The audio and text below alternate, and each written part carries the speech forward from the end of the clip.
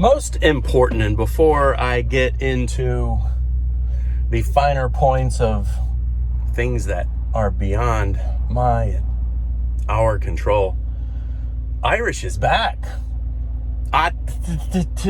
Video, back from a hiatus of becoming successful and going through life changes and everything.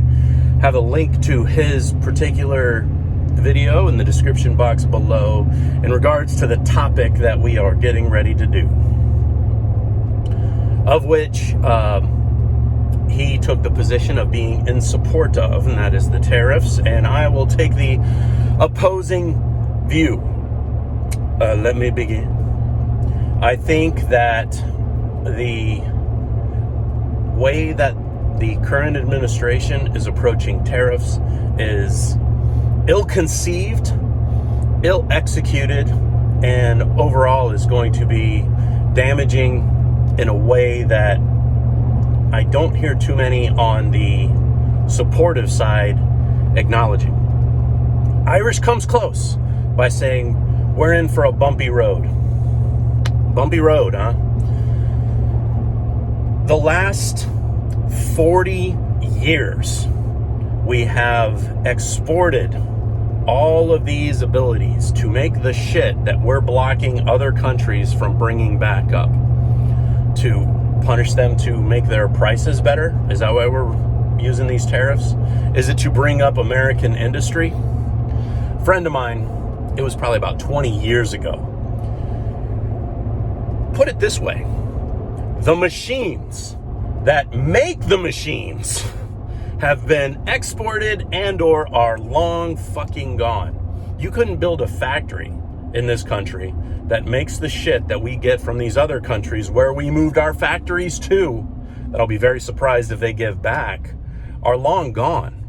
This is a long time in the making, 40 years in the making. Okay, I'll give it to you. Let's say the prices now of imports incentivizes American development of an industry. Not so much, man. What the market hates more than anything is uncertainty. So what is it that would cause the uncertainty that's actually going to be the linchpin of causing this whole thing to crumble, this whole strategy to crumble? The fact that this shit can be changed at the stroke of a pen. Shame on Congress for allowing such emergency powers to be allotted to a single segment of the government with no particular check. Like a president can arbitrarily declare an emergency for an undeterminate amount of time. Please give me the opposing argument for this. There should be a sunset on an emergency. 30 days, 60 days, where the administration has to go before Congress, and that's enough time for them to recover. I do understand, say, certain emergency powers. What if, heaven forbid, we all of a sudden go to war with China? Well, immediately we need to shut off those importations. They're our enemy. We need to punish them in every single way possible. You know, we need to enact sanctions, all kinds of other shit. Otherwise, you end up with this situation in Russia where, yeah, they're aggressing on the Ukraine. Europe is poo-pooing the whole situation, yet they still buy fucking oil from them. I remember when I was little and my dad would talk about Libya and some of these other countries, and it used to be the standpoint of, fuck you, eat your oil. It's a mad world, and,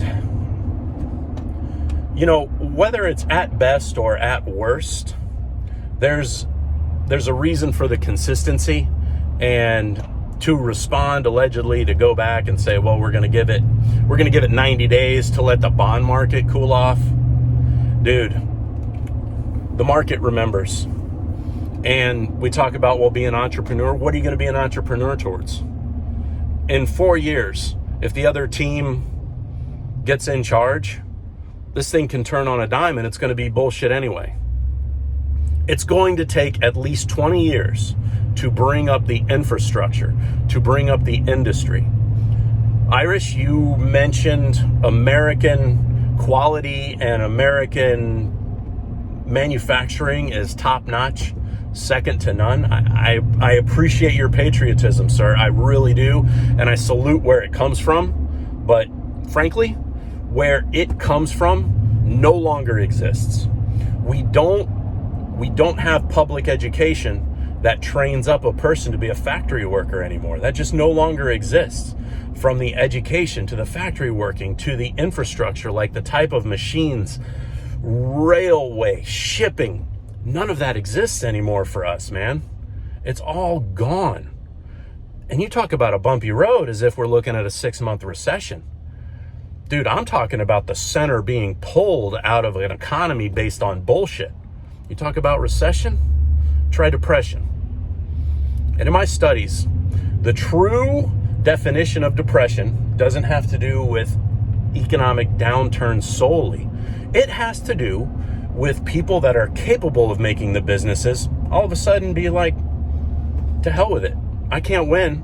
I'm not going to be inspired to start that business. I'm not gonna expand my factory. I'm not gonna expand my production. This can change at the stroke of a pen of somebody who I don't think knows what they're talking about. And it's important. It's important to do these things the right way. Tariffs. Yes, on the surface, tariffs seem like a very good idea and it seems very simple. Problem is, you need to look at all sides of an economic faction like this. To me, the current administration sees economics as merely household. They take like a microeconomic standpoint to everything. And there's a school of study that say, hey, economics is economics, but you need those counter points of view. You need people that are experts in Keynesian economics. You need people that are experts in Austrian economics. Not just one guy, not just one side of the argument. There's moving pieces to this that only a few minds, even if it's a think tank like the Heritage Foundation, because they're all on one side, you're not getting as complete of a picture as what's necessary to execute this properly. In closing, fundamentally, I agree with Irish. Your well-being is not the responsibility of your government. Your well-being is not the responsibility of your neighbor. Prep. Be ready. Have a self-reliant mindset. If you're in the city and you can't prep different things, have a self-reliant mindset. Learn about gardening. Learn about food preservation. You can't stack enough cans to prepare for this kind of shit. Keep that mindset. Be willing to get a hustle on. Y'all take care. Unsubscribe for less. We're in this together. Take it easy.